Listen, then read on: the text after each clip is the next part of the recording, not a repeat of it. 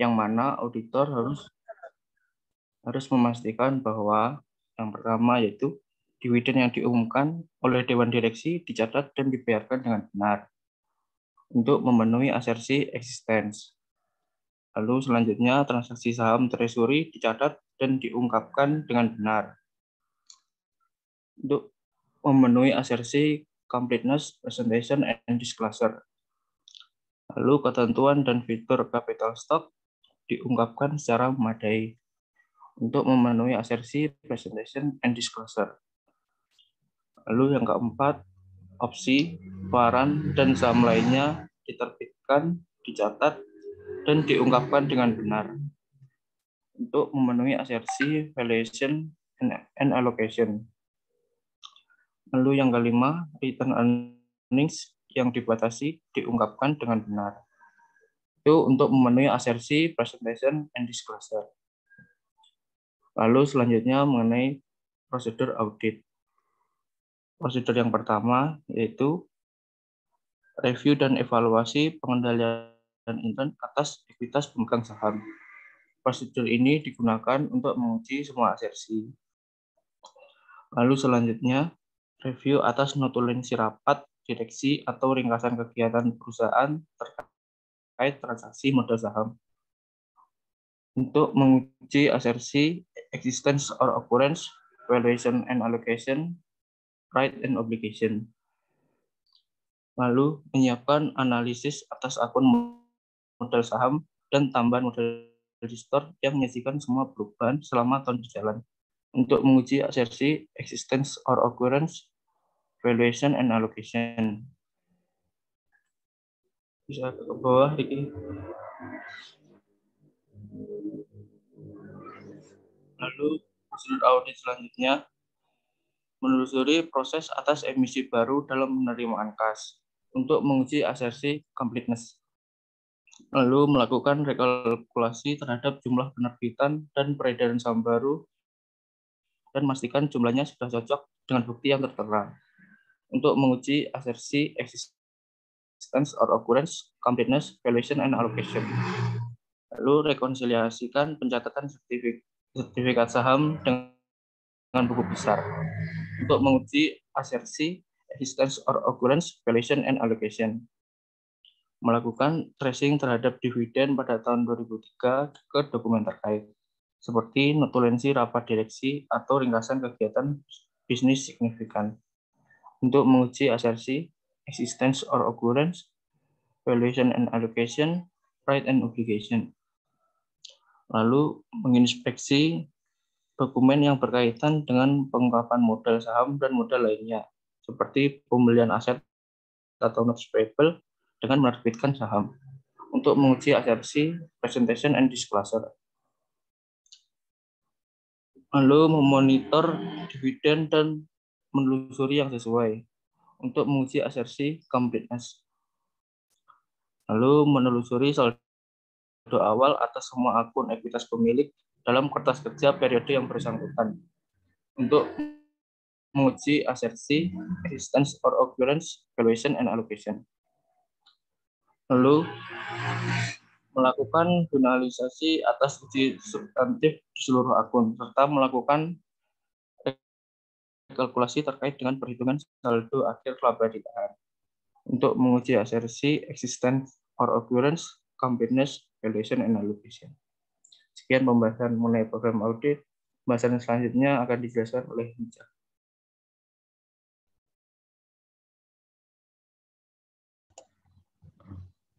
Selanjutnya saya akan memaparkan terkait kekuatan dari pengendalian internal, capital stock, dan return earning. Referensinya itu ada pada halaman 239, yaitu internal control questionnaire. Di sini terdapat 4 kekuatan pengendalian internal yang bisa kita lihat. Yang pertama, yaitu sertifikat saham yang belum diterbitkan di bawah kontrol pihak yang berwenang. Untuk pengujiannya kita dapat melakukan meminta keterangan terhadap pihak yang bertanggung jawab mengontrol sertifikat saham yang belum diterbitkan. Kedua, sertifikat saham memiliki nomor seri. Pengendaliannya kita uji dengan meminta sampel sertifikat saham untuk memeriksa keberadaan nomor serinya. Yang ketiga, sertifikat saham yang dibatalkan dihancurkan secara tepat dan dicatat di buku sertifikat saham. Cara pengujiannya yaitu meminta pencatatan penghancuran sertifikat saham yang dibatalkan di buku sertifikat saham. Yang keempat, memiliki buku pembantu sertifikat saham. Pengujiannya dapat dilakukan dengan meminta buku pembantu sertifikat saham. Boleh lanjut ke sheet selanjutnya. Selanjutnya di sini kelemahan dari pengendalian internalnya. Yang pertama, referensinya juga sama, yaitu pada internal control questionnaire pada halaman 239. Nah, kelemahan yang pertama yaitu tidak memiliki agen penerbitan dan pencatatan saham yang independen. Kemungkinan kesalahannya itu yaitu adanya kesalahan terkait penerbitan atau pencatatan saham yang beredar, dan pengujian substantif yang bisa kita lakukan yaitu dengan memeriksa pencatatan perusahaan terkait penerbitan, penerimaan kas, dan catatan saham yang beredar. Kelemahan kedua yaitu tidak memiliki agen terkait dividen yang independen. Potensial kesalahannya itu berupa adanya kesalahan terkait penentuan atau pembagian dividen kepada pemegang saham. Substantif tes yang bisa kita lakukan yaitu memeriksa pencatatan besaran dividen yang dibagikan dan proses pembagiannya. Dan kelemahan yang terakhir yaitu buku sertifikat dengan buku pembantu saham tidak direkonsiliasi secara periodik. Kemungkinan kesalahan yang terjadi adanya ketidaksamaan informasi dari buku sertifikat dan buku pembantu saham. Substantif tes yang bisa kita lakukan yaitu dengan merekonsiliasi antara buku sertifikat dengan buku pembantu saham. Sekian dari kekuatan dan kelemahan pengendalian internal, selanjutnya akan dijelaskan oleh Emil. Baik, terima kasih Michael. Di sini ada memorandum yang kita berikan nama dengan J1. Nah, jadi di memorandum ini kita mencantumkan telah melakukan apa saja. Misalnya kalau di J1 ini kami mencantumkan telah melakukan inspeksi ke dokumen notulensi rapat Dewan Direksi selama tahun 2003. Lalu hasil yang didapatkan adalah kami tidak menemukan adanya penambahan terhadap saham yang terbit maupun beredar. Maka dari itu, kami simpulkan bahwa tidak ada penyesuaian yang dibutuhkan dan saldo common stock dan other contributed capital per tanggal 31 Desember 2003 sudah disajikan secara wajar. Lalu kita ke K1.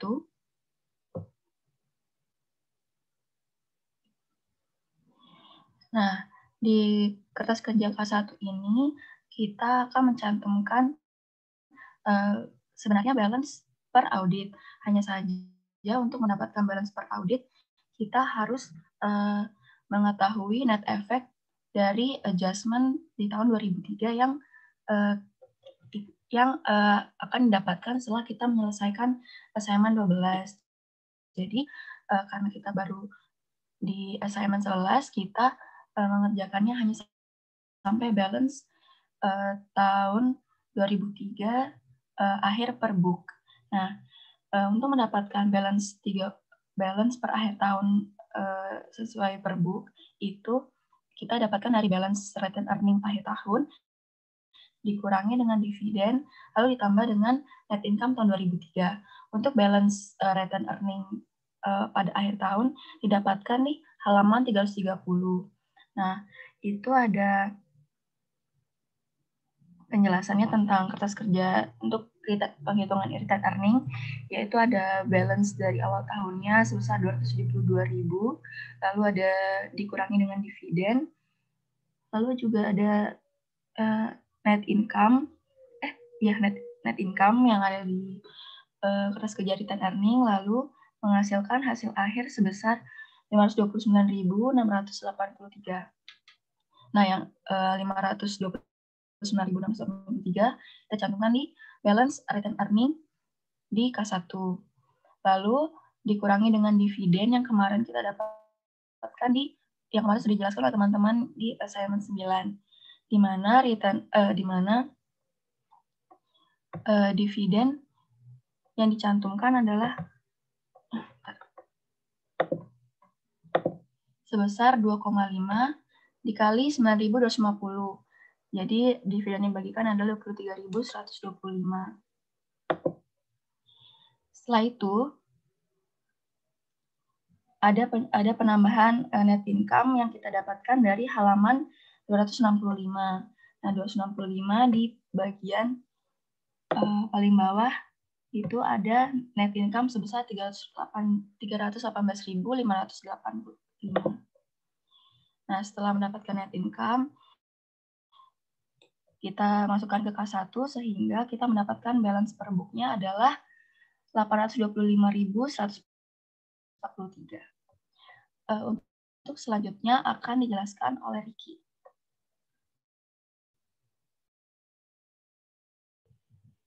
Baik, terima kasih Emil. Selanjutnya akan saya jelaskan terkait modul kerja J dan K, di mana ini adalah modul utama kita terkait dengan capital stock dan return earning.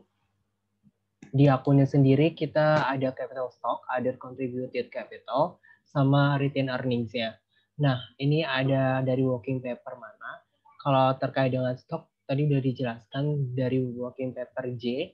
Kalau misalnya return earning tadi K1, tapi ada H3 dari dividen payable yang kemarin sudah dijelaskan. Terus juga di sini ada angka per audit dan per book. Ini didapatkan dari neraca balance trial di tahun 2003 pada tanggal 31 Desember 2003, di mana common stock-nya 925 dan common stock-nya 925, jadi nggak berubah dari 2002 yang di audit sama 2003 per book-nya. Terus juga di sini kita cek 925, kita masukin ke top modulnya. Terus di sini ada contributed capital, di mana ada 736.550 sama 736.550 nggak berubah juga, jadi kita masukin di sini. Terus ada juga return earning. Nah, di sini kan nggak ini tertera return earning awalnya, dan ini ada dividend dan ada net income-nya. Jadi kita hitung di sini untuk perhitungan return earning akhirnya itu berapa sih? Jadi pertama return earning awalnya berapa? Kalau per audit 2002 kan 272.435 dari sini. Terus dimasukin juga per book ya 529.683. Nah, nanti ditambah net income-nya yaitu sebesar 274.823.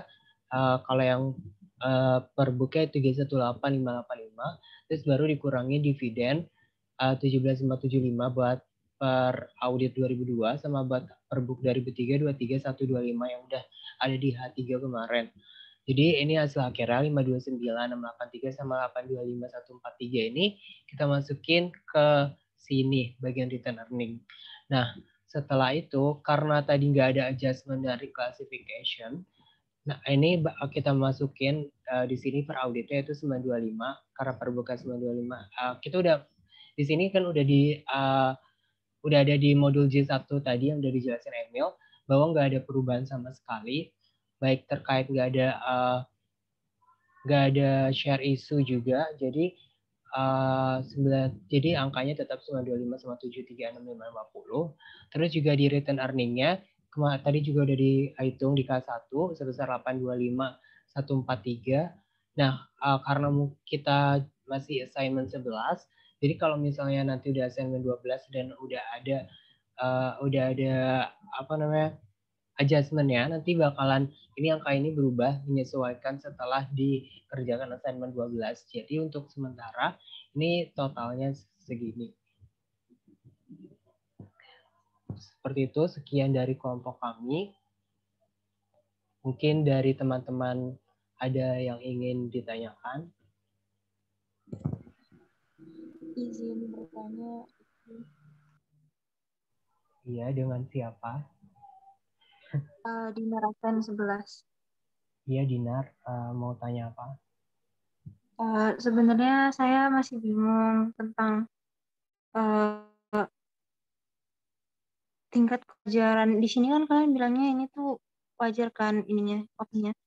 Nah, saya masih bingung ukuran kira-kira misalnya perbedaan kayak penurunan dan peningkatannya itu menurut kalian itu tuh dikatakan masih wajar dan itu sudah tidak wajar itu seberapa ya? Sebenarnya saya juga bingung karena kan modal di setiap perusahaan itu kan beda-beda, ada yang banyak banget, ada yang nggak terlalu gitu loh. Menangkap gak maksudku? Mungkin berapa persen gitu loh maksudnya, Rik. Baik, Dinar, ditampung dulu pertanyaannya. Terima kasih, Dinar. Nah. Ada yang ingin bertanya lagi? Izin bertanya. Iya. Dengan siapa? Delvi, absen 9. Ya, Delvi, apa yang ingin ditanyakan? Tadi kan di kelompok kalian bilang salah satu kelemahannya itu kan tidak memiliki agen penerbitan dan pencatatan sahamnya independen. Nah, apakah setiap perusahaan itu perlu ada agen penerbitan dan pencatatan saham yang independen? Gitu sih. Baik, terima kasih, Delvi. Mungkin satu pertanyaan lagi sebelum kita akan menjawab pertanyaan Delvi dan Dinar. Dari teman-teman, ada yang ingin ditanyakan lagi?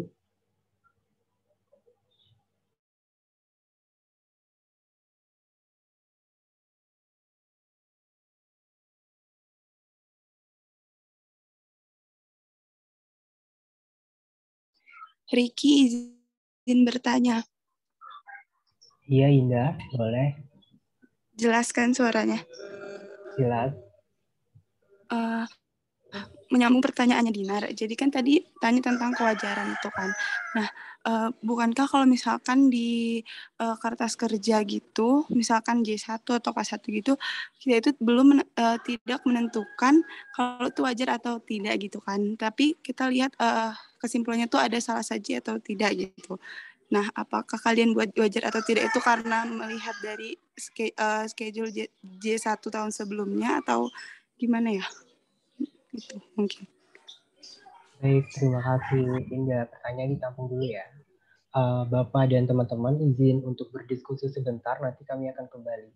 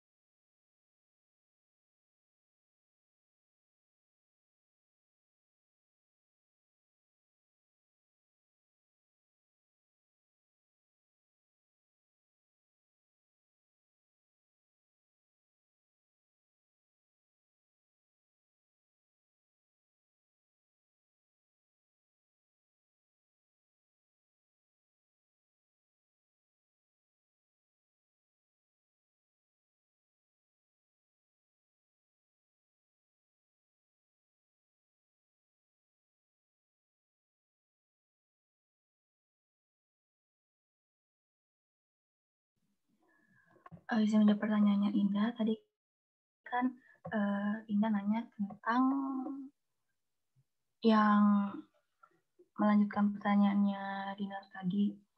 Itu yang apa yang di J1 kan ada ditulis wajar apa enggak. Terus apakah itu tuh ngelihat schedule sebelumnya atau gimana. Nah, kalau kelompok kami saat membuat J1 itu memang mengacu pada J1 pada schedule tahun sebelumnya. Jadi di kakak tahun lalu kan dia ada nulis wajar apa enggaknya. Cuma kan sebenarnya kalau wajar apa enggak wajarnya dibandingin sama peraturan berlaku juga. Nah, cuma karena perusahaannya juga nggak ada penambahan sahamnya tadi itu juga makanya kita memutuskan untuk kita samain aja sama kayak tahun lalu. Jadi kita juga tulis disajikan secara wajar gitu. Indah, apakah menjawab?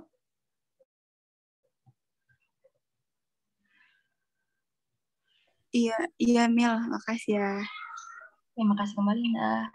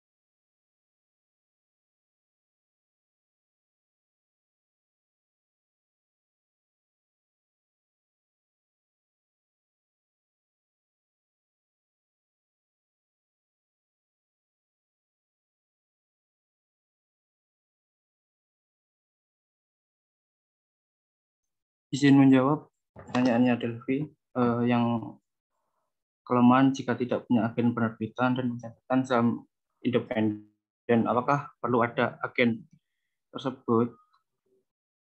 Nah, sebenarnya tidak ada ketentuan yang harus memerlukan ada agen atau tidak. agen, kalau misalkan tidak ada agen, maka auditor sendiri yang harus mencari, mengumpulkan data, melakukan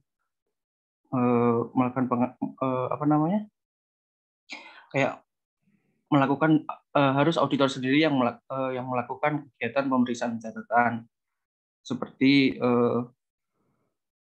pemeriksaan catatan dan akuntansi saham atas seluruh saham yang beredar dalam buku sertifikasi saham, meneliti sertifikat yang dibatalkan, dan menghitung sertifikat yang kosong.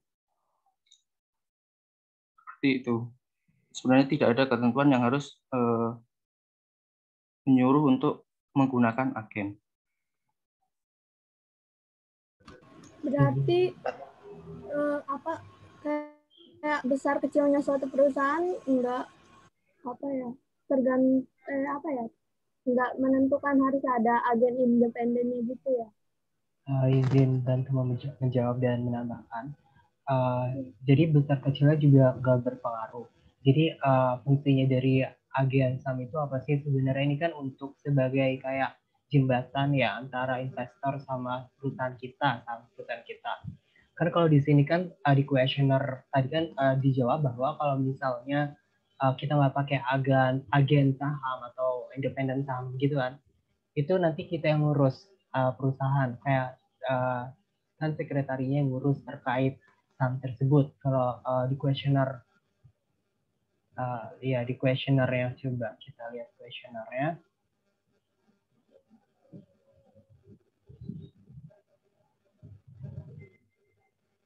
Ya kan, handle by corporate secretary.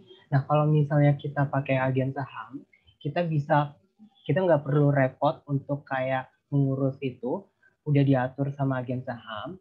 Cuma balik lagi kita bakalan mengeluarkan biaya untuk agen saham itu. Terus juga sebenarnya ini mempermudah bagi para saham kalau dari sisi investornya ya. Mungkin teman-teman pernah lihat film The Wolf of Wall Street, di mana itu kan kayak mereka kerja sambil nelponin cari investor kan, buat nawarin saham ini gitu kan. Dan di situ itu yang namanya agen saham gitu. Mereka mencari investor untuk kita, dan bahkan kayak misalnya investor yang baru mau mulai, kan mereka kan biasanya kayak kurang wawasan atau info terkait dengan saham tersebut, itu bisa banget dikonsultasikan sama agen saham. Jadi nanti agen saham yang kayak bisa ngobrol terkait saham ini tuh gimana gitu. Cuma ya pasti kayak ada sugar coat-nya karena mereka jualan saham kan. Terus juga kalau misalnya gak pakai agen saham, kalau misalnya si investor bakalan mandiri untuk mencari data data dari laporan keuangan atau ya pokoknya gitu kan, data kuantitatif dari perusahaan tersebut. Nah, karena Apple Blossom adalah salah satu perusahaan yang juga kecil dan belum go public di Wall Street atau kayak Bursa Efek Indonesia kayak kita, maka para investor tuh bakalan merasa kesulitan untuk mendapatkan laporan keuangan kita. Jadi itu dia. Jadi ini salah satu kelemahan dari dari internal control kita gitu. Gimana Delphi? Alhamdulillah ada jelas. Terima kasih Bimo, terima kasih Riki. Ya.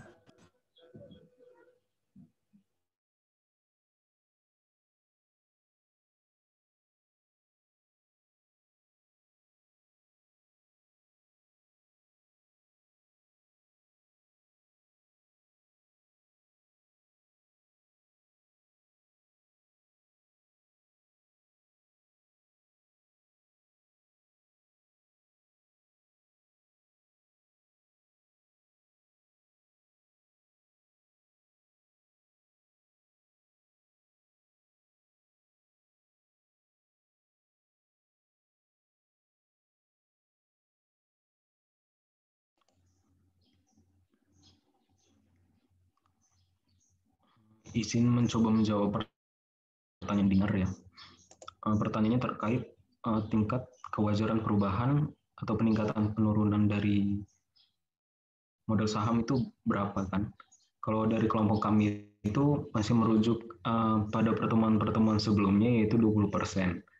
Nah, misalnya ada yang melebihi 20%, kita bisa mengecek karena ini terkait modal saham dan return earning, kita bisa mengecek terkait otorisasinya, bagaimana penerbitannya, dan kalau misalnya memang benar, maka setelah prosedur analitis tersebut kita kembalikan menjadi opini wajar terkait perubahan-perubahannya. Mungkin itu dari kami. Bagaimana, Dinar? Iya, makasih ya, Michelle. Udah diterima.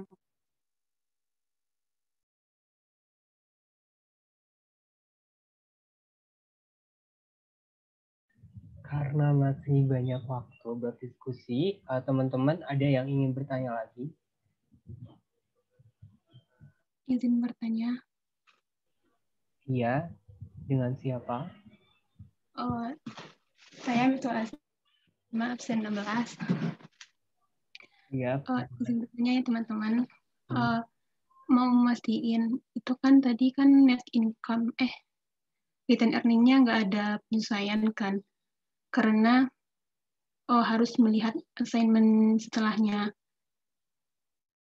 Begitu ya? Iya, betul. Tapi kenapa kita nggak lihat juga ke assignment yang sebelumnya, kayak misalnya ada penyesuaian COGS dan lain-lain. Nah, kan itu kan juga pengaruhi net income dan juga mengaruhi ke return earning-nya. Mau mastiin aja gitu. Baik, terima kasih. Kayaknya nih tampung Terima dulu. kasih. Iya. Buat teman-teman yang lainnya, ada yang ingin ditanyakan? Izin bertanya, Riki. Iya, boleh. Dengan siapa dan apa pertanyaannya? Dengan Miranti, absen 17. Jadi tadi kan di TOC itu ada terkait keberadaan nomor seri saham ya. Kalau misalnya nomor seri sahamnya itu tidak ada, apakah terjadi perubahan yang cukup signifikan atau material? Karena kan jadi dimasukin ke test of control gitu. Iya. Terima kasih Miran atas pertanyaannya. Mungkin satu pertanyaan lagi sebelum kami diskusi, teman-teman. Ada yang ingin ditanyakan lagi? Izin bertanya, kelompok 4. Iya, dengan siapa dan apa pertanyaannya? Saya Ratna, absen 23, mau bertanya.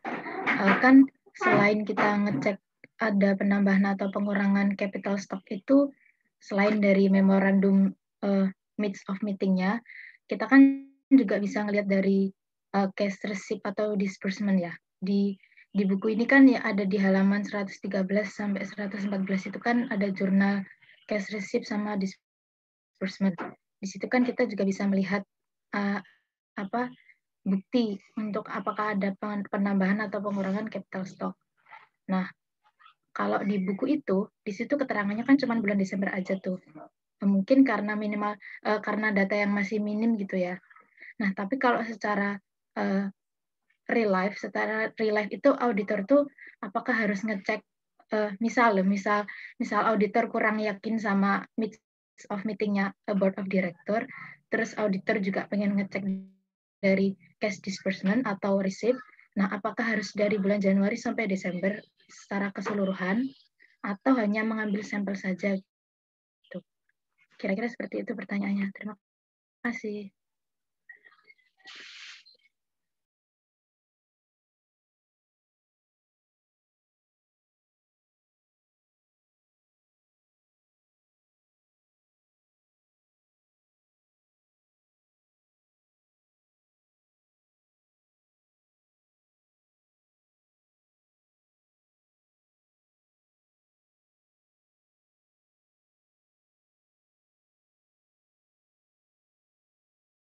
Baik, terima kasih Ratna atas pertanyaannya. Kami izin untuk diskusi dulu, teman-teman.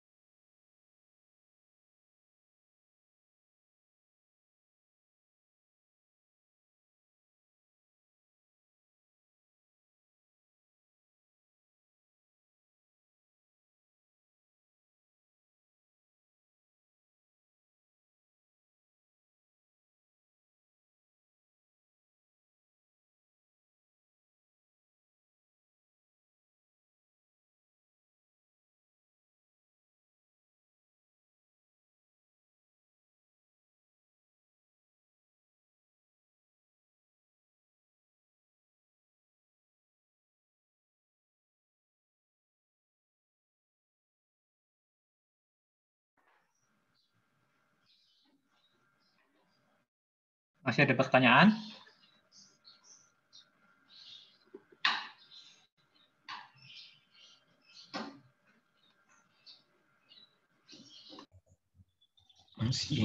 Masih ada yang belum dijawab, Pak.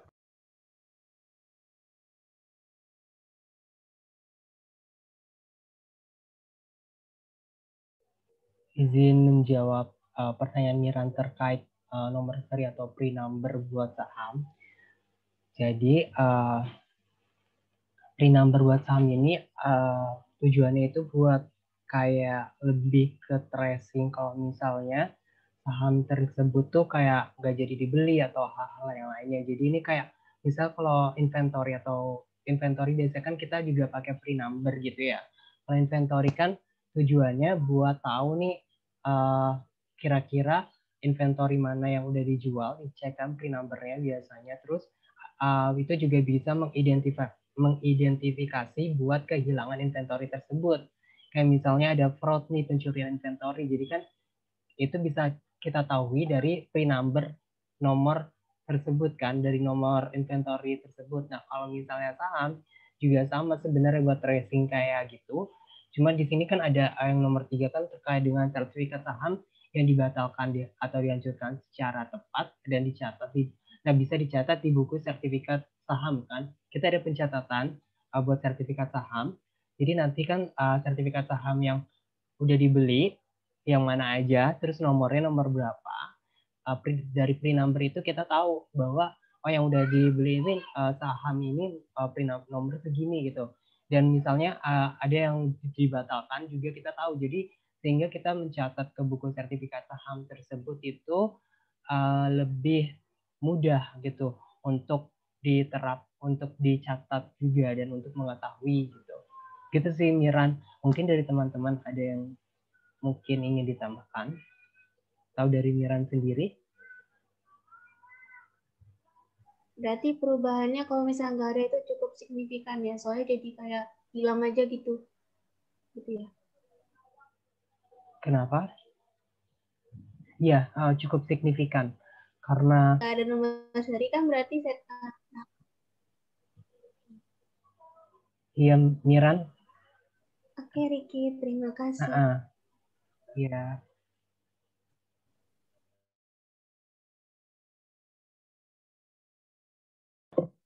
Baik, saya akan menjawab pertanyaannya ini. Tadi kan ini tuh nanya tentang mau apa kenapa kan kalau RE kan nggak ada penyesuaian jadi harus ngelihat assignment setelahnya, tapi kenapa nggak ngelihat assignment sebelumnya misalnya COGS dan lain-lain gitu.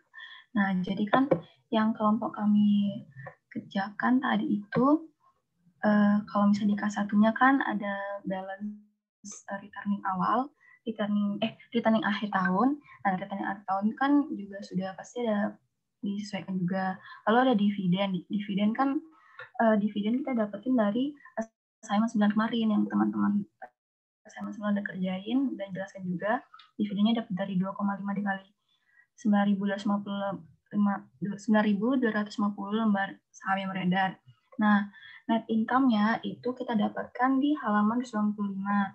Nah, tapi yang kita ambil adalah nilai sebesar 318.585, yaitu di mana net income per book-nya, karena yang diminta di K1 adalah net income before audit adjustment. Jadi misalnya kalau yang ini bilang tadi, yang nanya tadi tentang adjustment ke kakak sebelumnya, itu akan dijelaskan lebih lanjut di assignment 12 nanti. Jadi kalau misalnya ada audit adjustment-nya itu akan ngurangin atau misalnya nambahin nambahin di K1-nya. Jadi kan kayak tadi yang Ricky jelasin juga bakal si 825.143 ini kan bakal berubah juga, dipengaruhi sama nanti ada penyesuaian di adjustment assignment 12. Jadi kalau misalnya mau nanya tentang penyesuaian ke kakak sebelumnya, mungkin nanti Indah tanyain lagi di assignment 12 gitu. Apakah udah menjawab Indah? Salah, Imif maksudnya, maaf. Oh iya, baik, paham. Amil, makasih teman-teman. Emil. Ya, makasih kembali, Imif.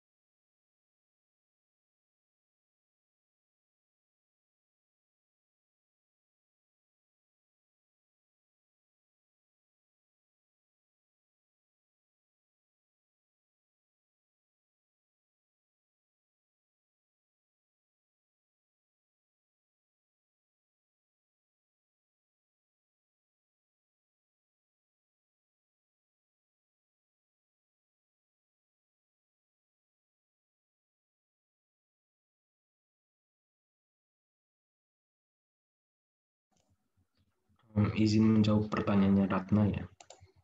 Pertanyaannya tentang adanya penambahan atau pengurangan capital stock itu apakah harus memeriksa terkait cash receipt atau disbursement dan bisa dilakukan dengan secara sampel atau enggak. Jadi kalau untuk penerbitan saham ini sebagai auditor memang harus mengecek dari keseluruhan jurnal penerimaan kas misalnya untuk terkait modal saham. Tapi karena transaksi saham ini sebenarnya kan jarang terjadi dan terjadinya pun cuma sedikit. Untuk pengecekan itu kita bisa lakukan dengan secara populasi transaksi yang terjadi pada tahun tersebut. Kita nggak harus secara keseluruhan gitu, bisa secara populasi. Begitu dari kelompok kami, kira-kira gimana? Oke, Michelle. Terima kasih.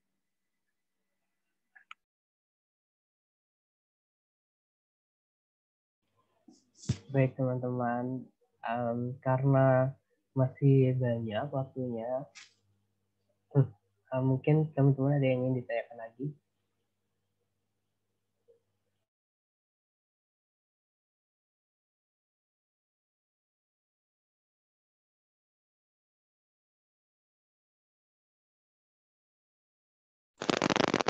Izin bertanya.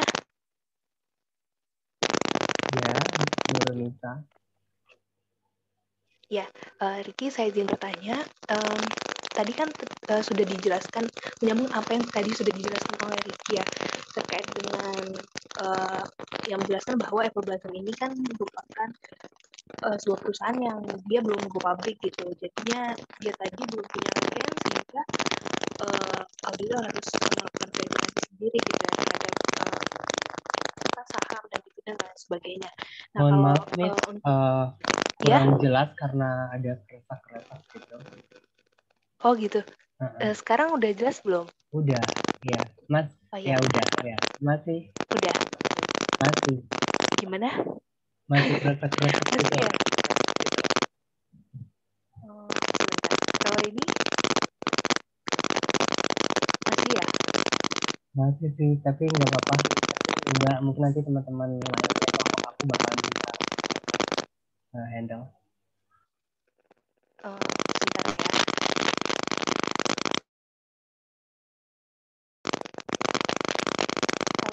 ya. Mungkin diketik aja karena teman-teman lainnya juga nggak dengar. Miss, boleh diketik aja di chat box. Ya. Baik, terima kasih. Oke nih. Buat teman-teman yang lainnya mungkin sambil nunggu Nisa ngetik pertanyaannya di chat box. Buat teman-teman lainnya yang pengen bertanya, tetap diskusi bareng di sini boleh banget.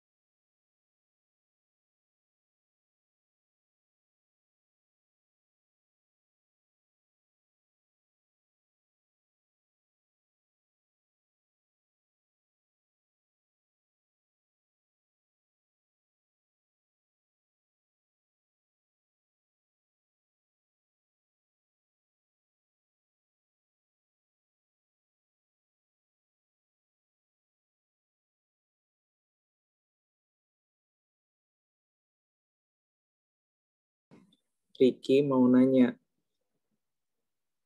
Dia boleh, Taufik. Return earning itu kan terdiri dari dividen sama net income. Untuk pembayaran dividen itu kan bergantung dari saham yang dimiliki itu kan. Terus kalau misalnya pemegang sahamnya itu ada ternyata yang fiktif gitu, itu masih masuk ke ranahnya auditor nggak ya? Karena kan untuk pembayaran dividen itu sepenuhnya hak si perusahaan kan gitu. Kalau misalnya memang itu masih masuk ke ranahnya auditor, perlakuan itu gimana? Mau nanya itu sih. Makasih Ricky sama kelompok 4. Baik, terima kasih Taufik. Pertanyaannya ditampung dulu. Ya, sambil menunggu pertanyaan dari Nisa juga, mungkin teman-teman satu pertanyaan lagi boleh banget. Izin bertanya, Ya, Aisyah. Ricky boleh minta tolong tampilin schedule J dan K nggak? Oke, boleh. Tunggu sebentar ya.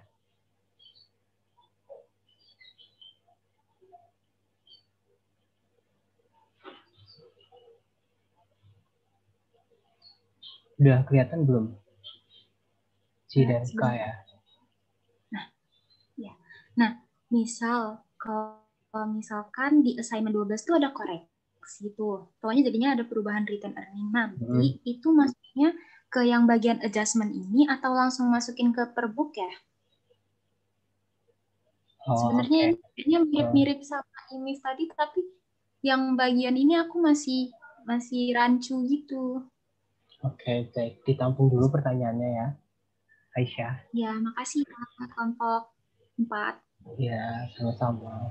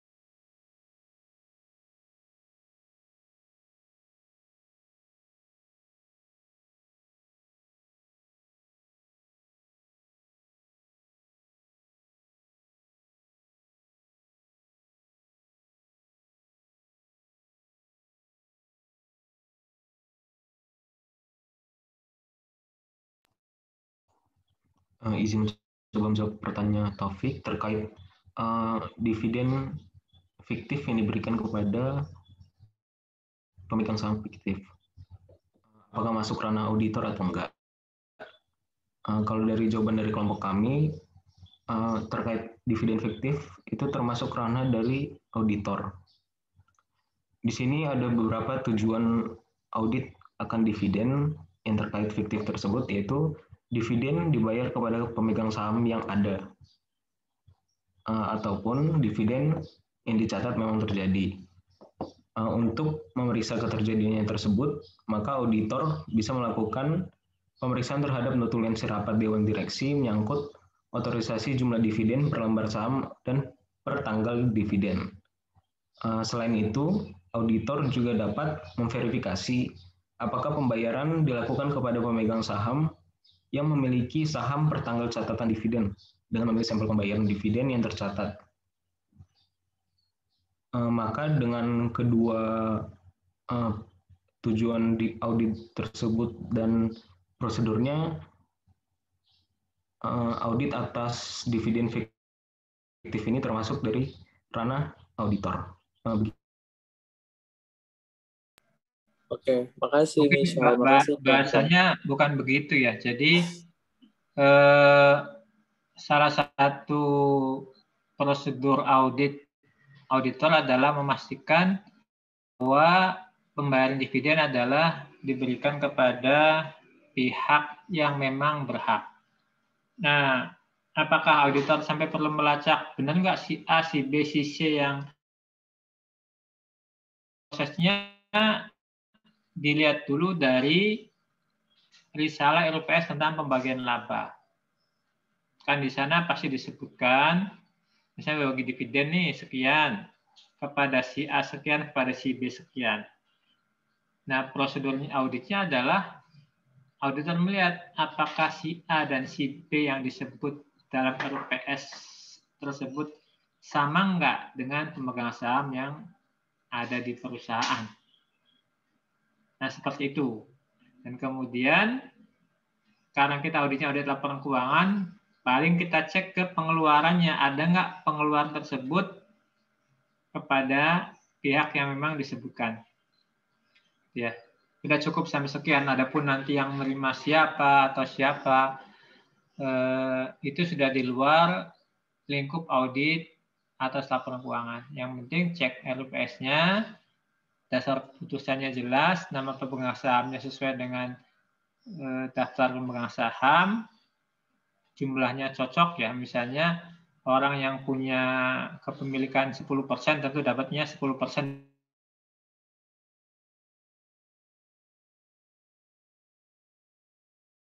Ke siapa diberikan itu udah di luar ranahnya auditor ya Pak?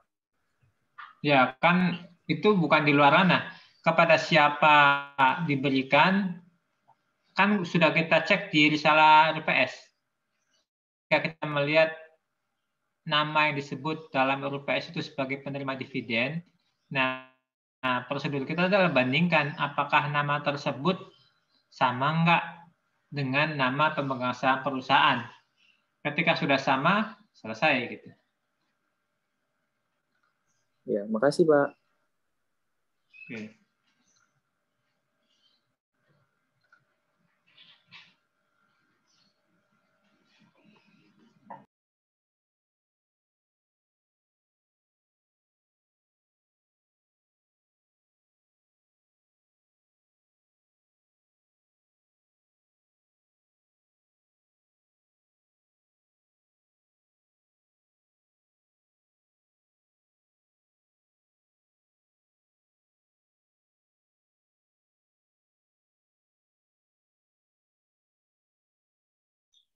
Izin menjawab pertanyaan Aisyah. Yang tadi, kalau misalnya ada koreksi dari segmen 12, itu nanti masuknya ke adjustment atau langsung masuk ke nilai per booknya. Menurut kelompok kami, koreksi dari, misal ada koreksi dari segmen 12 itu nanti bakal masuk ke adjustment-nya. Karena di segmen 12 itu nanti auditor yang mengecek adjustment-nya. Kalau kan kalau perusahaan itu nggak mungkin karena perusahaan ini kan udah nerbitin neraca, jadi bukan di per book-nya. Terus nanti kalau dari per book-nya nanti bakal ngaruh ke auditnya.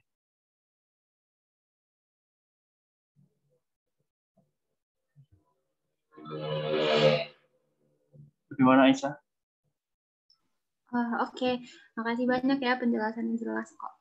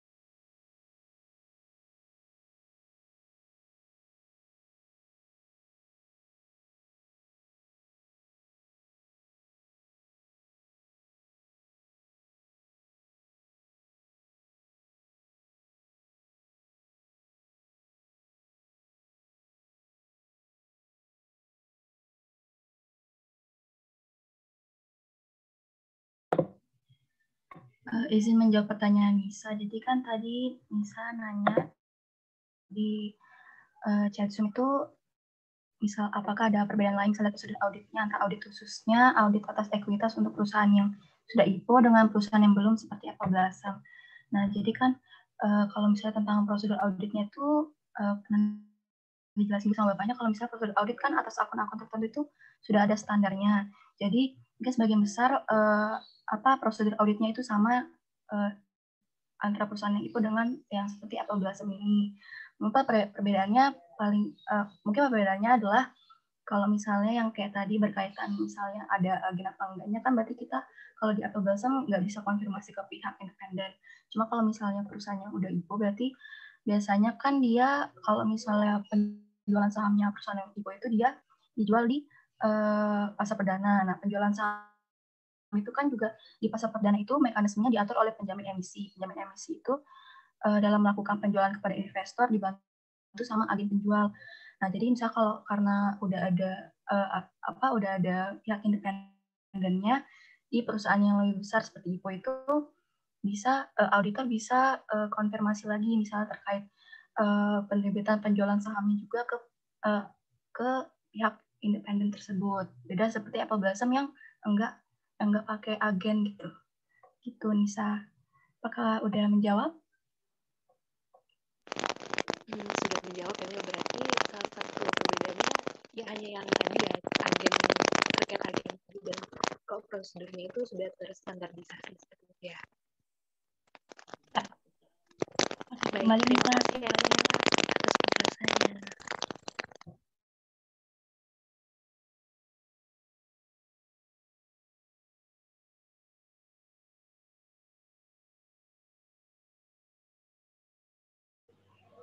Baik teman-teman semua,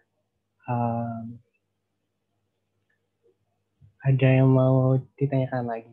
Kalau misalnya tidak ada, mungkin nanti akan kita tutup sesi presentasi hari ini.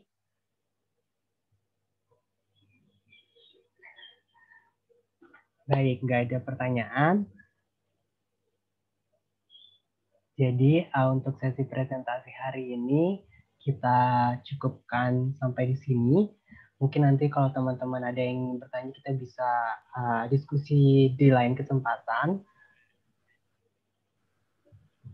Sekian dari kelompok kami, semoga apa yang sudah kami terangkan dapat sama-sama kita serap dengan baik dan juga semoga dari teman-teman sekalian juga bisa memahami materinya sama-sama.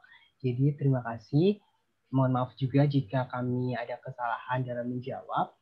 Sekian dan terima kasih. Wassalamualaikum warahmatullahi wabarakatuh. Oke, kalau gitu kita tutup Zoom-nya. Nanti kita ketemu lagi hari Rabu tanggal 21 Juli ya. Kita nggak libur kan ya? Nggak libur, Pak. Oke, baik. Sampai ketemu Rabu depan.